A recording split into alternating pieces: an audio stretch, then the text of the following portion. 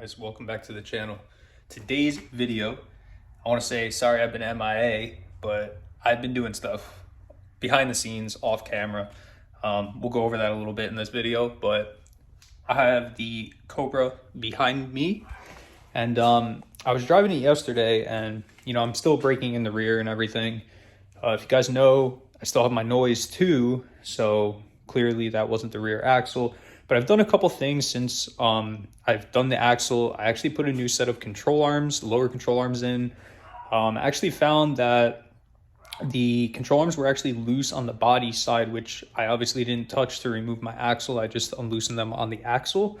So I went ahead, I tightened all those up, and we put a used but new to me 96 Cobra drive shaft in. So we did get rid of our aluminum shaft for the time being, which I'll show you guys exactly why in one second. But we've just been slowly going through and slowly trying to fix things here and there. Currently I am stacking up parts to put the new transmission in, which if you guys don't know, I got a new T45 for it. It's just a stock T45. It's not built like the one in the car, but when we get this trans out, we're going to be opening it up and taking a look and see if maybe it's something stupid. Maybe we can fix this trans and maybe we can put it back in. So let me show you guys what I got going on, and then we'll hop right into today's video and we'll get two things done that are long past due, and now they're actually starting to cause me issues. So we definitely need to address these. So guys, really quickly before we hop right into the video and everything, this is the aluminum drive shaft that I've had in the car since before I even sold the car. And as you can see, that is a cut, that is a cut, there's another cut down there. One of these yokes is actually pretty cut up. I believe it's this front one. Yep, it's the front one. So this drive shaft's seen a lot better days. This would actually, when the car would squat on the track on a full slick, it would squat so hard that this would hit the emergency brake because the car is lowered. We are going to fix that when we do go ahead and get a new aluminum drive shaft. Like I said, the drive shaft in the car right now is just a stock drive shaft. The guy actually gave me the drive shaft with the trans, so I threw it in just to get rid of my vibrations and everything, which it did the trick. The only thing that this car really has right this minute is the noise from the transmission. So that brings us to this right here. I do have a T45 sitting right here. This particular transmission, the guy told me didn't have reverse, so he went through it, he fixed it. That's why, this looks newer, and, you could tell that somebody was in here. There's silicone here. So that's what he does. He actually has a shop out of his house. So he opens them up, fixes them, and then sells them. So he had a lot of stuff there. He had Terminator Cobras. He had SN95 Cobras like mine. Just a crazy amount of stuff that he had, which was really cool to see. But we are going to be putting this in a future video sometime soon, hopefully. I want to get a new throwout bearing, a new pilot bearing, a new clutch fork, and a new pivot stud, just because I don't want to do this again. So I'm just going to get them, replace them, and call it a wrap. So that's why I haven't put the trans in yet, but we are making little progresses here and there. I also put a new transmission mount on the car. I put an energy suspension one. My old Prothane one, which is over here, is a lot taller than the energy suspension, so I figured it was kind of putting the driveline at a weird angle, which I was right. It had a lot to do with some of my vibrations that I was having, but not all of them. The drive shaft was definitely a factor in that. So yeah, so we got all of that done, but I was driving the car yesterday. And everything was fine. Like I drove it to my work, and then I was on my way home, and I just filled up with gas. I actually put 94 in it because the gas station by my work has 94. So I leaned into it a little bit on throttle, and I looked at the wideband, and the wideband started going pretty lean. Lean is mean till it's not mean, so we definitely don't want it to go lean. That's for sure. Last thing I want to do is put an engine in this car right this minute. So I think I have an idea of what it is. I've been neglecting the air filter, and I know the mass airflow's got to be dirty from sitting all this time and everything. And I don't think I've ever cleaned it, so it's probably pretty nasty, and it's probably throwing off my AFRs quite a bit. I don't think the car has any like mechanical problems because it runs fine. Even when it was lean, it still pulled perfectly fine. There was no like weird noises or anything. So I think it's just a dirty mass airflow sensor not noticing to proper amount of air coming in, but you know, we'll see what happens. Go ahead, I got a K&N filter, even though I have a JLT intake on the car. This is the same exact size filter that the JLT has on the car right now. So this should go right in its place. This is just what AutoZone had. I wasn't going to get a Spectra Premium, so I got a K&N. K&N's a pretty good brand, so I have no complaints with that. I have a K&N intake on the Jeep. And then we have our mass airflow sensor cleaner right there. And I will show you guys how to do, you know, both of these. I mean, I'm pretty sure you guys know how to put an air filter on, but I'll show you how to clean your mass airflow, just in case you ever need to do it. So let's get this hood open and show you guys what we're working with. So as you can see, guys, this air filter has seen better days. It's all bent. It's disgusting. It's really, really dirty. And then as you can tell from the mass airflow, that thing is pretty nasty too. So we definitely need to clean the mass airflow. We definitely need to put a filter on here. And yeah, hopefully that fixes our issue. So pretty much, oh, I did brake lines too, by the way, guys. The rear brake line actually blew out on me.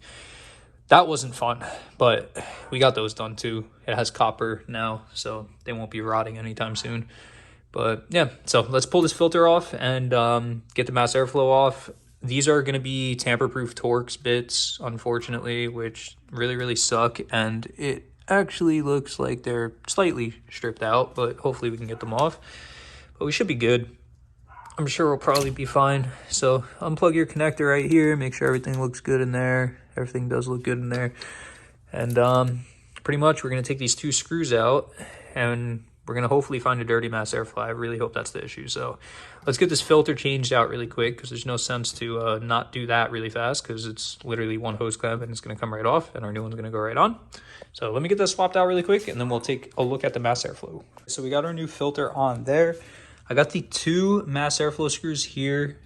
These have Loctite on them from the factory.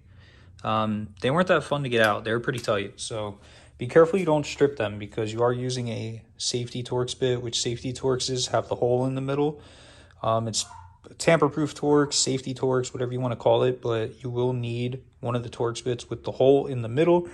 I don't know exactly what size this is, but it is a T25.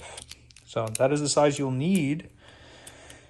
And you shouldn't have an issue. Just make sure you keep pressure down on it while you twist it, and it shouldn't strip. But the new filter, same exact size as the old one. If you guys are replacing a JLT cold air intake air filter, you can use any 4-inch or 4-inch opening by 6-inch length. This used to be the JLT True cold air intake, which ran all the way down to the bottom. I actually cut it and modified it to move it up here. Right now, you know, you could say it's a hot air intake, but it's really not because we have a tubular front end. So all the air that goes underneath the car and everything goes right here. So keep that in mind. Definitely not a hot air intake. So, but this filter right here was absolutely disgusting. Look at all that dirt in there.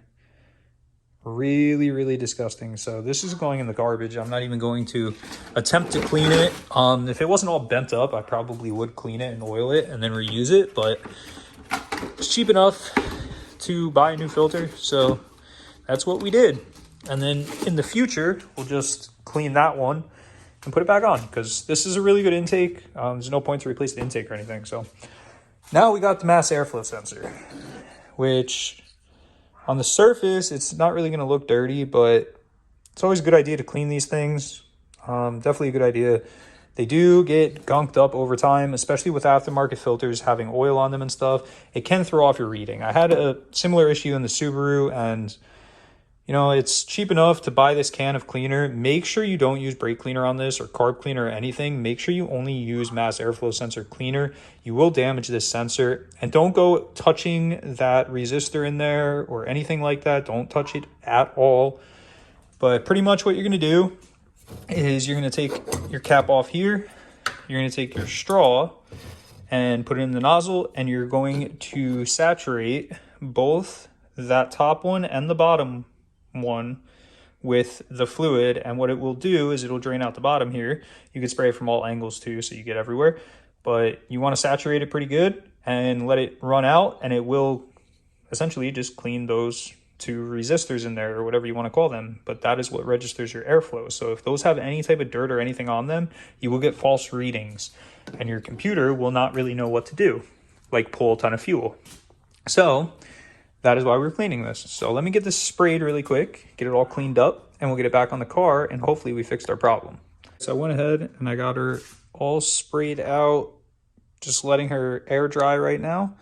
It should dry pretty quick. It's kind of like brake clean where it dries really fast. I mean, as you can see, it's already dry on the plastic there. So I'm going to take it maybe another minute, and then I'm going to put it back in. This does have an arrow on it that says airflow right there. Airflow that way, that goes towards your throttle body, but you can't really mess it up because the bolt holes will only line up one way, but they give you the arrow just in case. So I'm going to get it tossed back in. We'll start the car up and we'll see what the AFRs look like. Hopefully they look much better than they did yesterday when I was driving. So let's find out. All right, guys, here goes nothing. We're going to turn our power on. And let's see what we got. Hopefully we run much, much better. But we shall see. Let's see what happens.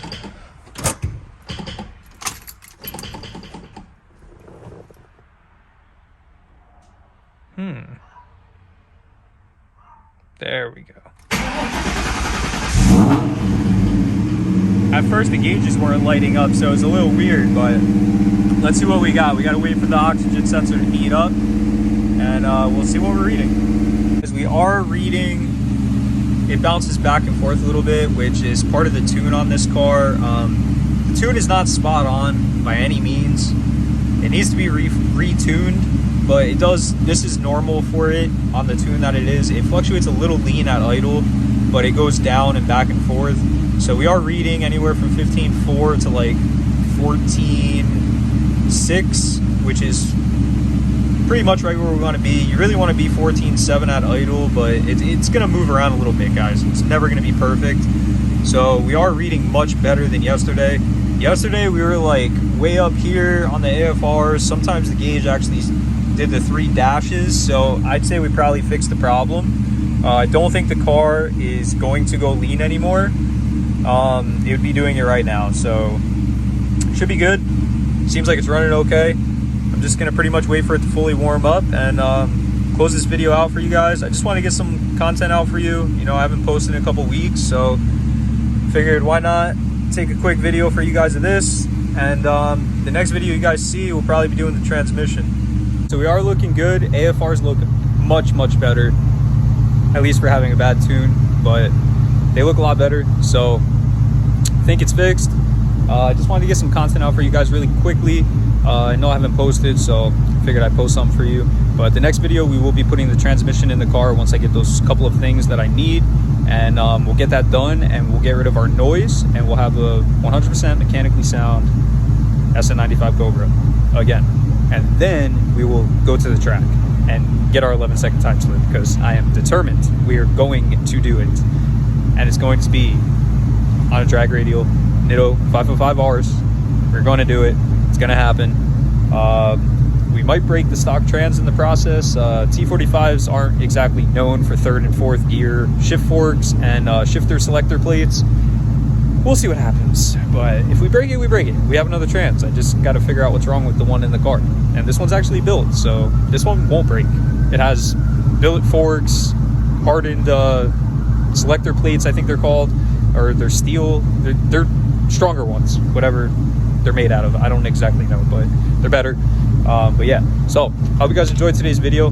Please drop a like up on this video, drop a comment down below, subscribe to the channel, and I will catch you guys in the next one. Peace out.